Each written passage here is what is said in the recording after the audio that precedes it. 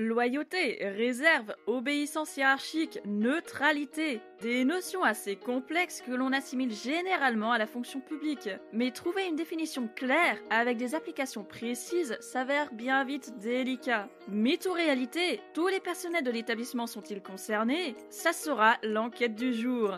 L'exemplarité exigée via l'obligation de réserve et de loyauté implique-t-elle de se montrer docile? C'est sur Capsule Éducation.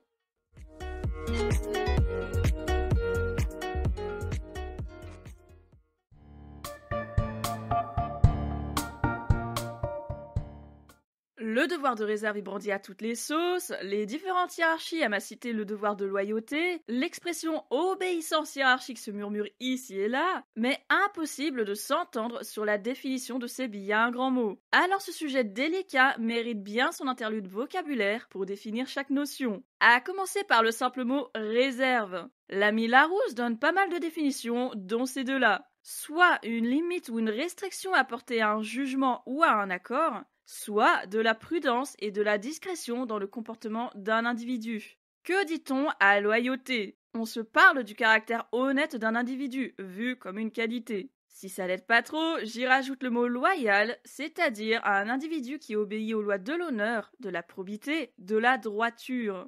Au mot obéissance, c'est très simple là aussi. Exécuter ce qui est commandé. Fait plutôt intéressant, on retrouve docilité, servilité et soumission dans ces synonymes, en plus de l'esprit de subordination. Hiérarchie se définit alors par un échelon qui correspond à un degré de pouvoir, de responsabilité, de compétence ou même de dignité. Chaque échelon est soit supérieur, soit inférieur, soit dirigeant, soit exécutant donc. Avec tout ça, le devoir de réserve correspondrait à une certaine restriction dans son jugement ou une discrétion dans un cadre établi au préalable. Celui de loyauté correspondrait à l'honnêteté et à la fidélité portée à une personne ou à une institution, voire à des valeurs. Celui de l'obéissance hiérarchique correspondrait à la reconnaissance d'une autorité supérieure à qui l'on obéit dans le cadre professionnel. Le cadre, c'est l'établissement scolaire, et l'autorité supérieure de la hiérarchie se manifeste sous la forme du chef d'établissement au niveau local, via notamment l'article R4110 du Code de l'éducation. Par contre, l'autorité du premier degré ne concerne pas entièrement le directeur d'école, tout du moins pas jusqu'à la promulgation de la loi RIAC, qui instaure désormais une autorité fonctionnelle. À l'échelle nationale, la hiérarchie remonte jusqu'à l'administration centrale et le ministère. Dans ce cadre posé, chaque personnel de l'école ou de l'établissement a l'obligation d'obéir à la fois au chef d'établissement, à un inspecteur pour l'enseignant ou le professeur des écoles, au ministère pour tous, et aurait aussi un devoir de réserve et de loyauté vis-à-vis des deux autorités hiérarchiques. Le chef d'établissement suit le même procédé avec sa hiérarchie, c'est-à-dire rectorat, académie et ministère, et le directeur d'école avec l'IEN, donc l'inspecteur de l'éducation nationale, le DAZEN et le ministère. C'est très raccourci. Je t'en avais déjà un petit peu parlé dans la partie hiérarchie de l'épisode 2, et même là, je manque encore de précision. On s'en fera peut-être un épisode entier plus tard. Une hiérarchie multiple, c'est ce qu'on se garde de tout ça.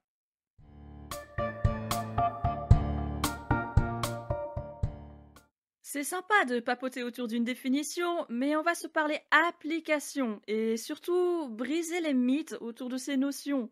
Est-ce que tu sais pourquoi ce sujet est aussi délicat et peu évoqué? Parce que, tout simplement, on a tendance à confondre chaque notion et qu'on nous bassine quotidiennement dessus, sans jamais nous mettre les textes sous le nez, à tel point qu'on ignore si ces notions existent bel et bien ou si elles sont juste un mythe.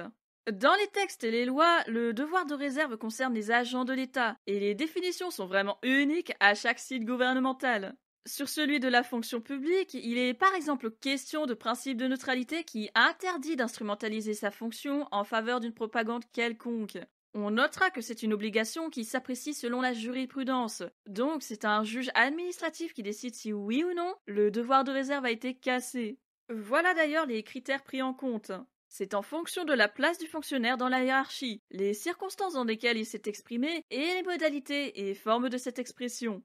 Le site du ministère de l'Intérieur en donne une autre définition qui ne parle pas de jurisprudence. Il s'agit cette fois de l'obligation pour tout agent public de faire preuve de réserve et de retenue dans l'expression écrite et orale de ses opinions personnelles. Soit, On lit ensuite que c'est une obligation qui n'interdit pas d'user de sa liberté d'opinion et de sa liberté d'expression, puisqu'il ne s'agit pas de condamner le contenu de l'opinion, mais son mode d'expression. La définition se termine sur le rappel que cette réserve s'applique à la fois pendant et en dehors du temps de travail.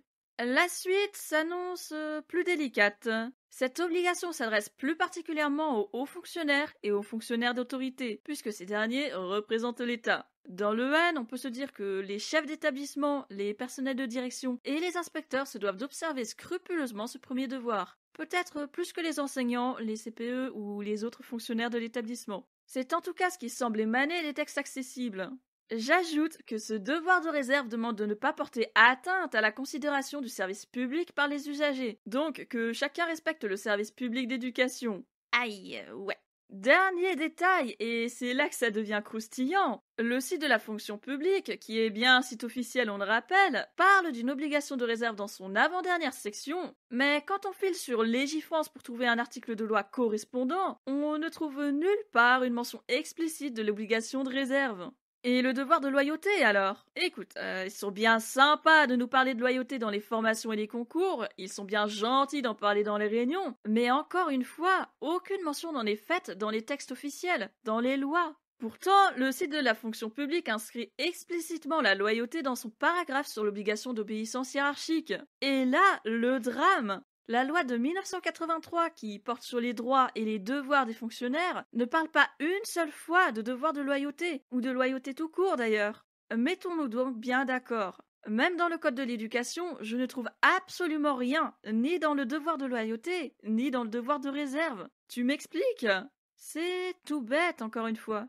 Ces deux notions existent, mais elles n'existent pas sous la forme d'un devoir, plutôt sous celle d'un principe qui est apprécié selon un tribunal administratif, en jurisprudence donc, et demandé par le supérieur hiérarchique, mais pas par une loi. En gros, quand on te parle de devoir de loyauté ou même de réserve, ça ne peut pas être considéré comme un devoir dans la mesure où il n'y a pas de contrainte légale. De plus, le fonctionnaire obéit d'abord à l'institution avant d'obéir à son chef d'établissement. Question de hiérarchie là aussi.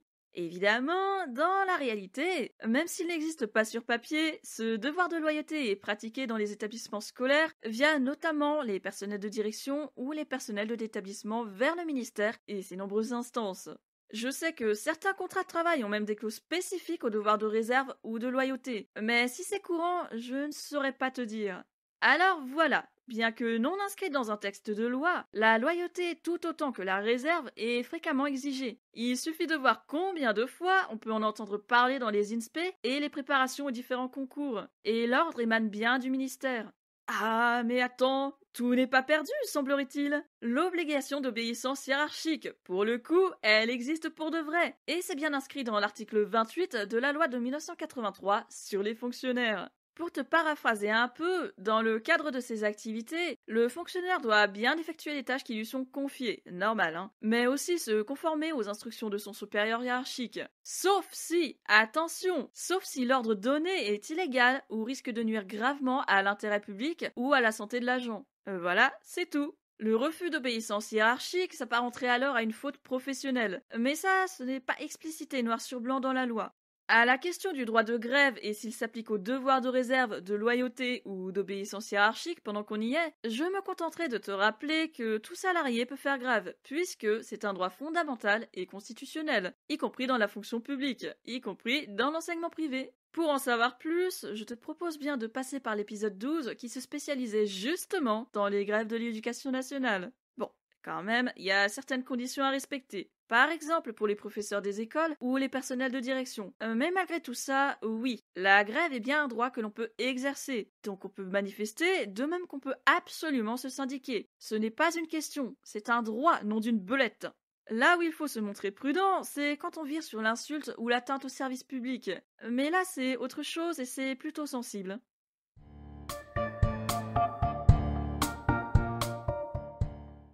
Nous voilà arrivés au plat principal, la loyauté pour les fonctionnaires qui travaillent dans l'établissement scolaire, corps de métier par corps de métier. Et là, c'est plutôt spécifique au second degré, même si ça s'applique aussi au premier degré. À la différence que la hiérarchie n'est pas complètement la même, puisque justement, le directeur d'école n'est pas encore le supérieur hiérarchique direct des professeurs des écoles. On se rappelle aussi que la loyauté n'est pas dans les textes, même si elle est implicitement demandée, et qu'elle sous-entend une exigence d'exemplarité, quelque part. À partir de là, voyons ses facettes. Elle va d'abord à l'institution et à l'État de par les droits et les devoirs comme citoyen, puis comme fonctionnaire d'État. C'est ensuite une loyauté envers l'établissement et le chef d'établissement qui a l'autorité locale. Enfin, c'est une loyauté envers les élèves et les familles vis-à-vis du service public d'éducation. Comment ça se passe pour le chef d'établissement? Il est un représentant de l'État au service de l'intérêt général, mais aussi un organe exécutif qui représente son établissement en externe comme en interne, dans les instances et les communications notamment. Un devoir de réserve particulièrement appuyé pour les fonctionnaires d'autorité, ça le compte lui et les inspecteurs. Et j'oserais même émettre l'hypothèse que c'est un devoir bien plus observé dans l'enseignement catholique privé sous contrat, parce que, tout simplement, il y a une hiérarchie en plus qu'il faut prendre en compte. C'est la tutelle. Et si tu as écouté l'épisode 17 sur les différences entre privé, agricole et public, tu auras compris que le chef d'établissement du privé reçoit sa nomination et sa lettre de mission par un évêque, pas par le recteur. Avec ça, on se doute que loyauté et réserve sont des éléments d'autant plus importants. Mais là, je ne fais que supposer, il ne s'agit pas d'une vérité universelle. Comment ça se passe pour les personnels de direction en général, pour l'équipe de direction? Pour rappel, celle-ci se compose du chef d'établissement, du proviseur adjoint s'il y en a un, du gestionnaire et d'un DDFPT pour le lycée professionnel s'il n'y a pas de proviseur adjoint. Ce sont en principe les seuls membres qui y siègent de droit, mais la présence du CPE est également courante, même si le CPE n'est pas un personnel de direction. De même que le directeur de SECPA s'il y a une classe SECPA. Pas personnel de direction, mais adjoint malgré tout, donc sa présence peut être courante. Dans ces réunions ou dans ces conseils de direction, ça dépend de comment on va l'appeler, les responsables de pastoral peuvent également y figurer dans l'enseignement privé. Mais comme le CPE et les directeurs de SECPA, c'est à titre consultatif. Bon, maintenant on y est, la loyauté des personnels de direction envers le chef d'établissement. Quelle est-elle? Bien qu'il n'y ait aucun mode d'emploi explicite, le fonctionnement tourne généralement ainsi. Tous doivent suivre les décisions du chef d'établissement et ne manifester aucun désaccord dans les instances. En gros, appuyer ces décisions en toutes circonstances, exception faite d'une décision illégale, bien sûr. Respect et fidélité aux représentants de l'établissement, ce qui ne veut pas dire pour autant taire ses convictions ou ses désaccords, mais j'y reviens vite. C'est-à-dire plutôt que dans une instance ou face aux autres collègues, le personnel de direction suit l'avis du chef d'établissement, mais en comité réduit, au sein de l'équipe de direction, faire part de ses réserves ou de ses désaccords n'est pas interdit. Juste éviter de le faire hors d'un huis clos, pour ne pas mettre à mal l'autorité et la compétence du supérieur hiérarchique. En bref, ne pas aller contre une décision déterminée. La loyauté du chef d'établissement envers l'institution et le ministère.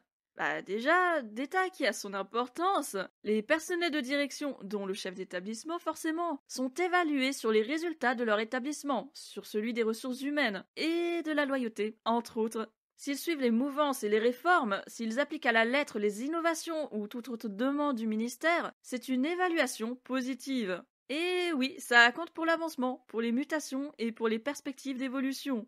Tu me diras, c'est exactement la même chose pour les enseignants. Mais tout de même, il y a une petite différence de traitement. L'enseignant ne dirige pas un établissement entier, n'a pas autant de pression sur ses épaules avec autant de hiérarchie. Ça ne veut pas dire qu'il n'y a pas de pression pour l'enseignant qui veut muter, ou pour l'enseignant tout court d'ailleurs. Mais les deux situations ne sont pas comparables, tout autant que le métier. Et la loyauté est plus regardée du côté des fonctionnaires d'autorité. Forcément, la loyauté des personnels de direction envers l'État, c'est aussi devoir obéir à des directives qui se contredisent, qui ne se suivent pas, se modifient d'un jour à l'autre. Les soutiens sont moins visibles pour eux que pour d'autres. Il y a des syndicats, mais moins connus. Il y a des soutiens psychologiques, mais pas beaucoup. Des pressions et des souffrances qui ne génèrent pas énormément de soutien ou de questionnement, à part ceux des concernés. Et dans tout ça, les personnels de direction ne peuvent pas parler librement de leur vécu, de leurs difficultés, parce qu'ils représentent l'établissement en même temps que l'État, que leurs décisions impacteront à la fois l'établissement comme leur carrière. La loyauté qui n'existe nulle part dans aucun texte est donc très présente, et comme on parle de fonctionnaires d'autorité, ils ne peuvent pas se rater dessus. Peur de remontrance de la hiérarchie, réserve à parler librement, que ce soit dans l'établissement, dans les médias ou dans les instances. Et si par malheur ils observent quelque chose d'illégal, ils ne peuvent pas forcément faire une remontée, précisément parce que pas de vague, dirons-nous. C'est alors que de nombreuses voix ajoutent à la notion de loyauté celle de docilité.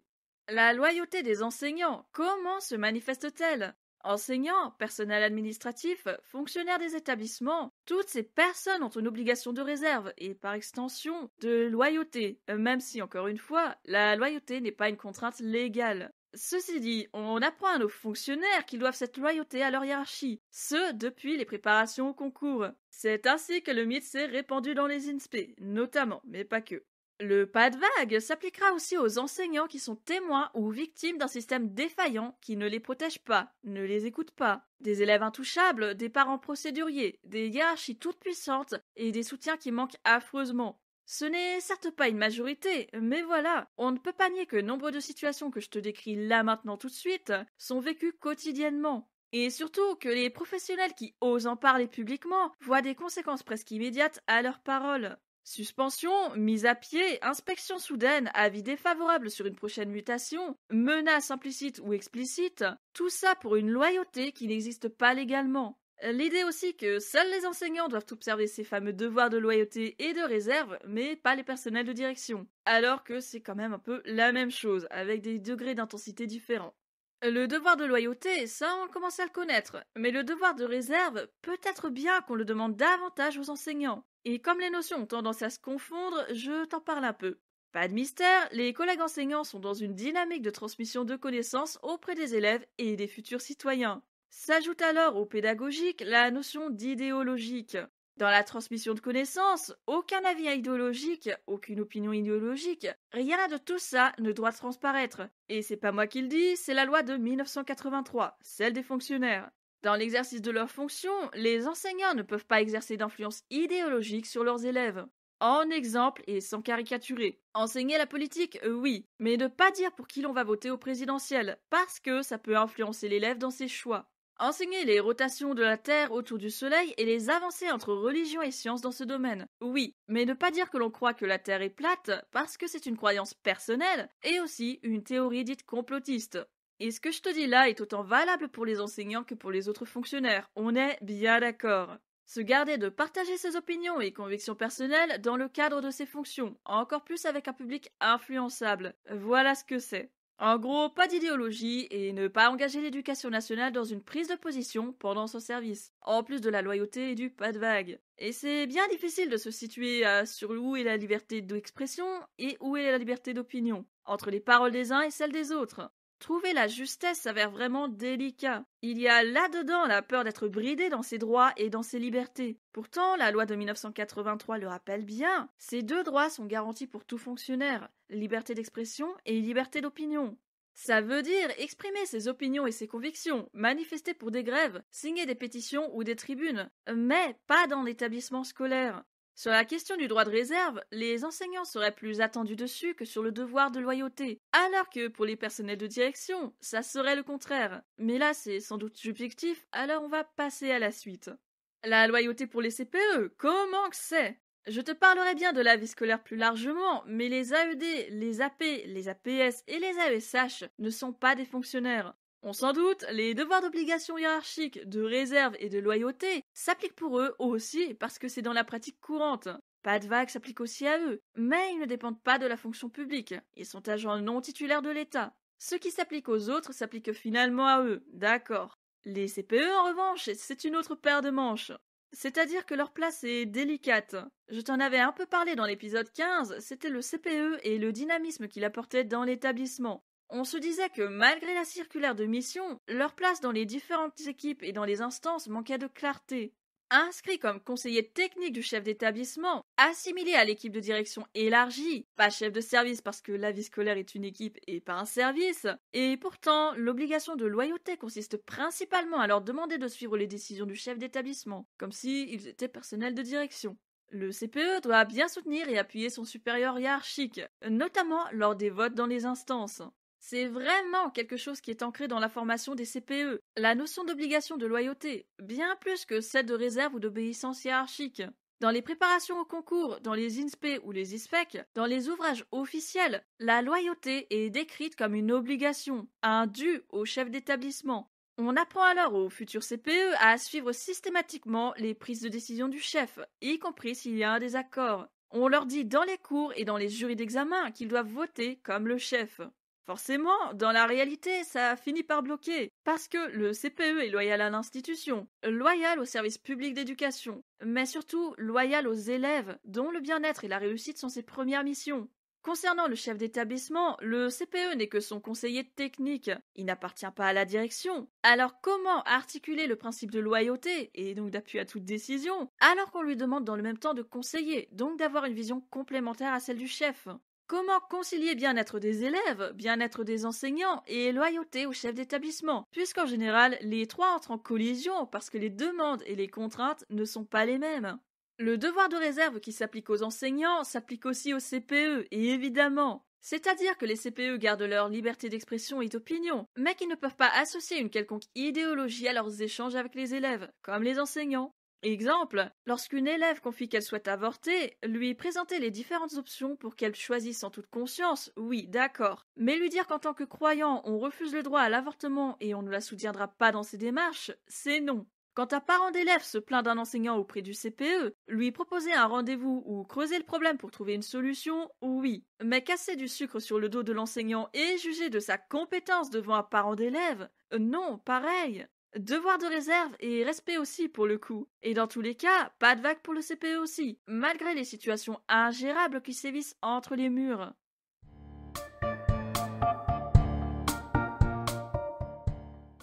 Obligation au principe de loyauté, on y retrouve également des tensions et des désaccords qui peuvent aller très loin. Si l'obligation de réserve et celle de loyauté sont demandées pendant l'exercice des fonctions, qu'en est-il de l'après, de la retraite par exemple? Pour le coup, ce sont les anciens inspecteurs ou chefs d'établissement que l'on retient le plus dans les exemples. D'anciens fonctionnaires d'autorité qui osent parler à travers des ouvrages ou des témoignages dans les différents médias à notre disposition. Je ne te cite pas de nom, mais j'ai quelques ouvrages qui me viennent en tête. Ces fonctionnaires d'autorité retraités exposent leur vécu et leurs désaccords en plein jour, une fois seulement qu'ils sont libérés de leurs obligations. Mais voilà que même ce genre d'initiative réussit à fâcher dans la maison, et pas les personnes qu'on pense. Pas de réaction visible dans les instances ministérielles, pas devant nous en tout cas, mais des personnels qui se montrent hostiles à ces publications. Il se peut qu'il n'y ait pas que ça, mais ce que je vois surtout, c'est des enseignants qui, sans avoir lu les ouvrages, ou même en les ayant lus, brandissent l'étiquette du dénigrement de prof. Bah oui, tiens, celui qui a écrit tout ça est un inspecteur et un chef d'établissement. Et évidemment qu'il va casser du sucre sur le dos du prof, pas sur celui de sa hiérarchie. Et non. Il y a bien des critiques du système éducatif et de la hiérarchie, parce que l'enseignant n'est pas la seule personne qui fait fonctionner un établissement scolaire. Désaccords et tensions toujours quand des personnes s'expriment sur les réseaux sociaux, pas en tant que personnel de l'éducation nationale, mais en tant que citoyens, et relatent leur vécu dans leur établissement, des parties de leur journée, avec anonymat, entendons-nous bien. Est-ce manquer au devoir de réserve que de relater ses fonctions sur les réseaux sociaux, de partager ses expériences, de mutualiser? Dans ce cas, où est la limite de la liberté d'expression? Que dire quand la personne inscrit bien en évidence dans sa description que ses publications n'engagent qu'elle-même, et qu'elle parle à titre personnel? Comment expliquer toute la violence que des collègues subissent parce qu'ils ont partagé une partie de leur journée et que par malheur, dans cette partie-là, il était question d'un collègue jugé incompétent, stupide, odieux ou toxique, ou autre. Et puis, juger la compétence du collègue devant les élèves et les familles, ce n'est pas permis. Alors en quoi ça serait plus permis sur les réseaux sociaux, quand ça concerne un type de personnel en particulier, qui plus est? Bon sang, que de questions, toutes aussi légitimes les unes que les autres. Savoir si la personne en face de soi parle en tant que professionnelle et donc se doit d'observer les devoirs demandés aux fonctionnaires ou si elle parle en tant que citoyen. Et si partager sa journée, ses déceptions, ses réussites ou ses coups de rage contre un collègue n'est pas permis sur les réseaux sociaux, à qui se confier? À qui partager quand une situation déborde et qu'on estime avoir besoin de conseils? Là est tout le problème de savoir poser un cadre et des limites claires. Et s'il faut se référer à des textes ou à des lois, on est un peu fichu quand même. Parce que la loyauté n'existe pas légalement. Le devoir de réserve existe à un endroit, mais il n'est pas reporté à un autre endroit. Ne reste que l'obéissance hiérarchique, mieux délimitée que le reste, mais un peu inintéressante dans le sujet qui nous intéresse.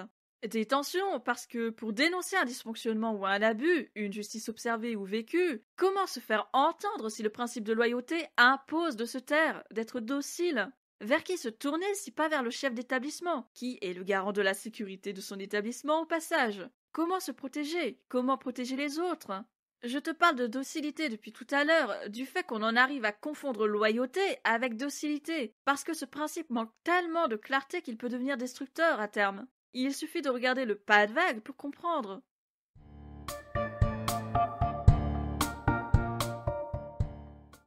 Ce devoir de loyauté qui nous cause tant de problèmes et pose des questions sans fin, est-ce qu'il permet quand même d'agir à son niveau, de parler? Être loyal signifie-t-il obligatoirement être aveugle et docile? Bah non, parce qu'on ne se parle pas de docilité justement, on se parle de loyauté, d'honnêteté, et selon les établissements et les hiérarchies, on se parle parfois d'obéissance aussi, complètement assumée et pas cachée. Ceci dit, ce n'est pas une généralité. Un cas concret d'attente dans la loyauté, tiens. Le conseil d'administration qui réunit des représentants de toute la communauté éducative. On en pense ce qu'on veut de son utilité, là n'est pas la question. Mais au niveau de la loyauté, l'équipe de direction se doit de suivre la même pensée, un peu faire face comme un bloc devant les collègues. C'est dans cet esprit que les personnels de direction et le CPE sont invités à voter comme le chef d'établissement. Si jamais il y a un désaccord dans l'équipe, voilà une façon de manifester sa loyauté. Soit on vote comme le chef d'établissement, soit on s'abstient, tout simplement. C'est sûr que c'est mieux de voter, mais s'abstenir permet à la fois de rester dans le champ de la loyauté en ne votant pas contre une décision d'équipe, et en même temps de rester fidèle à son avis sans s'opposer de manière, on va dire, frontale. Ce qu'on en retient, c'est que la loyauté a des limites autant qu'elle a ses limites aussi. Qu'elle s'arrête au moment où l'on est témoin ou victime d'une illégalité, d'un dysfonctionnement grave. Que partager un désaccord n'est pas interdit et ne devrait pas l'être. Le désaccord pour l'équipe de direction, c'est expliquer son choix et sa conviction en huis clos, en équipe, et jamais en public pour ne pas remettre en cause l'autorité ou les capacités du chef d'établissement et de la solidité de l'équipe, qui, mine de rien, est très importante. Le désaccord pour l'enseignant, le CPE, l'administratif ou toute personne qui travaille dans l'établissement, c'est ne pas juger la compétence des uns et des autres en public. En parler à la personne intéressée directement, argumenter son désaccord ou son problème, et entendre la réponse de la personne en face. Même si la décision est défavorable après ou qu'il n'y a pas d'accord, ce qui arrive pas mal on s'en doute, dans tout ça, chacun aura quand même exprimé son désaccord, parce que loyauté ne veut pas dire se la fermer.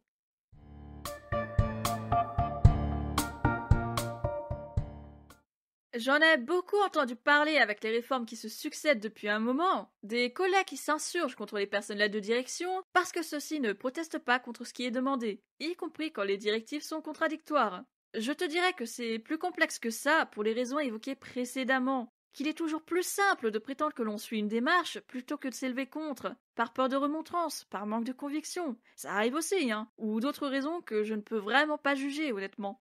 Je vois aussi des témoignages de mal-être et ce fichu pas de vague qui empoisonne la vie de nombreux collègues. Comment attendre de la loyauté et de la réserve de notre part si l'on est traité avec aussi peu d'humanité, d'écoute? Question de loyauté, j'estime que ce principe n'a pas de nécessité d'entrer en conflit avec le dialogue, avec les désaccords. Mais bon, ça c'est mon caractère optimiste qui dit ça. Oui, certaines décisions iront en notre défaveur, d'autres en iront en notre faveur. Mais les faits est que l'on reste libre de partager son désaccord, son mécontentement, avec des arguments bien sûr. Je crois qu'une pluralité dans les équipes est même plutôt saine, qu'on ait tous des avis différents, des intérêts différents, du moment que ça rentre dans le cadre légal et que l'on sait les partager avec respect et écoute des autres points de vue. Apporter des visions différentes sur un même sujet reste un bon moyen pour approfondir la réflexion, puis les actions, qui sait. C'est quand même une complémentarité dont on ne peut pas se passer. Quant à ces obligations qui n'existent même pas dans la loi, j'aimerais sincèrement qu'on y remette de l'ordre, que ce soit explicite une bonne fois pour toutes, ou au contraire qu'on en finisse avec ces demandes sans motif légal.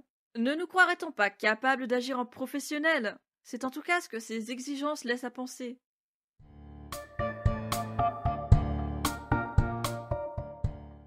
Trois notions qui nous viennent d'on ne sait où et qui sont pour la plupart des mythes installés dans nos établissements scolaires et dans nos préparations aux différents concours.